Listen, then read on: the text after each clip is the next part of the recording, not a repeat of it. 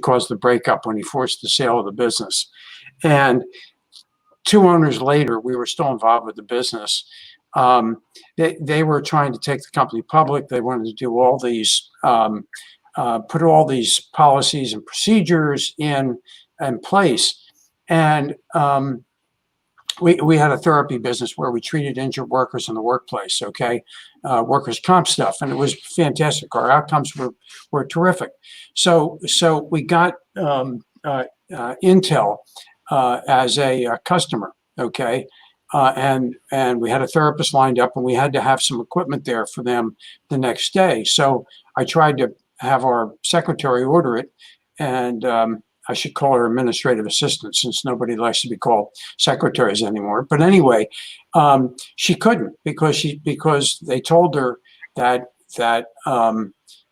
she had to follow the ordering procedure.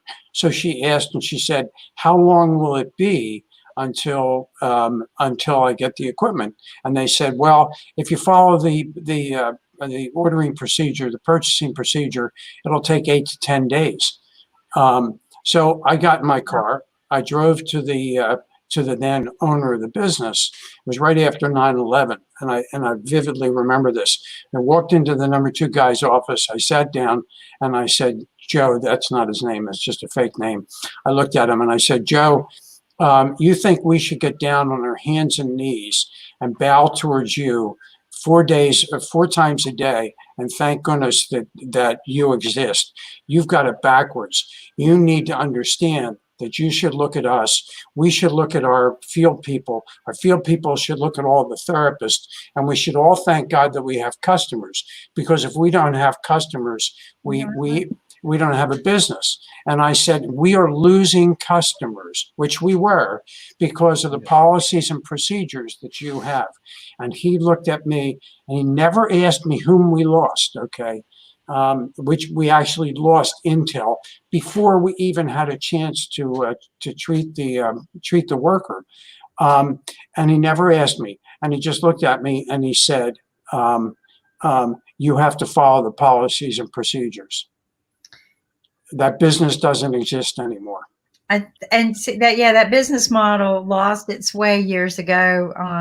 Even when we started outsourcing customer service in the telecom industry, and that was supposed to be one place that never happened, right? People have to have their telephone. Yeah. That dissolved. I'll never forget. I did kind of the same thing. I had a General Electric refrigerator, and a year or 2 later, it just crapped out, right? Stopped working, and everything in there died, like rotted and everything in the day, and leaked all over my floor. And so I cleaned it up and called customer service. It was supposed to be under warranty, and they wanted to charge me $100 to come look at it and stuff like that. So I'm like, wow, okay, it's supposed to be under warranty. And then they wanted to charge me to fix it. And I go, "What?" And they go, "Yeah, this part isn't under warranty." Hi. I'm here. Hi, guys. Thanks for having me back. You're looking great. Thank you. Oh, I'm at my home office. I can see my clothes behind me. Sorry. That's okay, but you look great. You look awesome. Thank you. I'm sorry I'm late. Unfortunately, as is the times right now, there is a protest happening right by my retail store. And so all the businesses are shutting down. So I had to go up and take precautions to kind of get my employees into safety. And where are you located? I'm outside of Atlanta, Georgia. Okay. So I'm in the suburbs. I'm in Gwinnett County. So hopefully it's peaceful, but we don't know. We hope they're all peaceful, right? I know a lot of the protesters, and they're not the rioters. So I feel like the rioters are a hired hand throwing in, stirring up mess.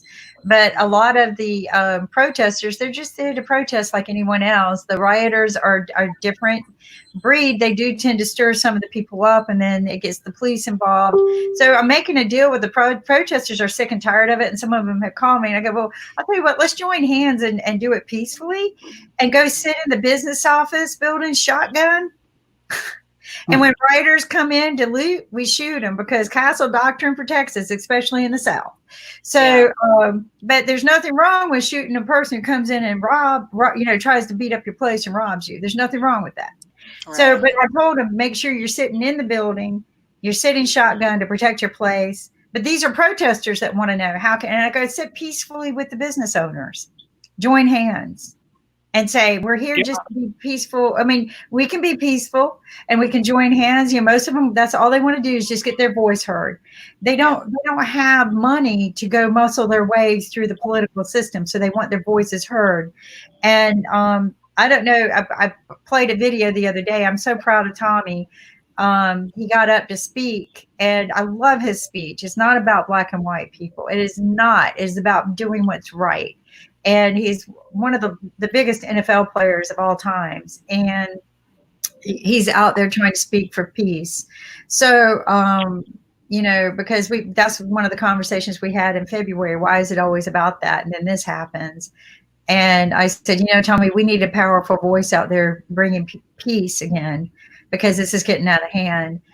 But we know that these riots are not the true protesters. So, and I've been told and informed that whoever it is delivering vats of bricks to the location.